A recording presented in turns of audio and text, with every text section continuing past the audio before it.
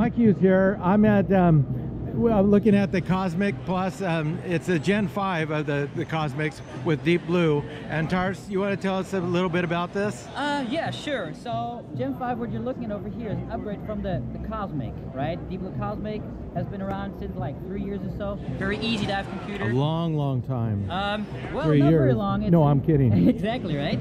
So the thing is, this is made for leisure divers, people who like to enjoy their dives. It's easy to log your dives, it's easy to charge, it has a nice bright display, so it's very easy, right? And here's it. Exactly, all different shapes and different colors, right?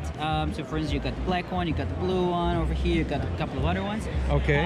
What's new about this one is that you can store, instead of 25 locks, you can store 200 locks. That's an update, an upgrade, and it has more depth alarms for the free divers amongst in the free diving or in the scuba community, and got some depth alarms too. And yeah, that's pretty much it. Everything in a nutshell right there. And then and how does it integrate with your the phone? Very good question. So what's cool about this is, as you just said, I can through Bluetooth, I can go up right there. One press of the button, I go and sync it here. I take my dive computer, sorry, my, cell phone over here. I go to the menu, I go to my dive computers, so it's deepblue own app, right? And I can go and upgrade settings and everything. Everything happens through the app on your phone. It's really easy, so I can do just all types of settings, like dive mode, etc., etc.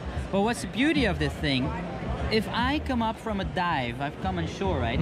Everything, the dive log stored here, I can, through Bluetooth, sync them to my app, and I can turn them into a dive log, just like the one you see over here, for instance. This is a person, Lions Divers, went to that. Yeah, you can add pictures, you can go in there, and then you see whatever it is, right?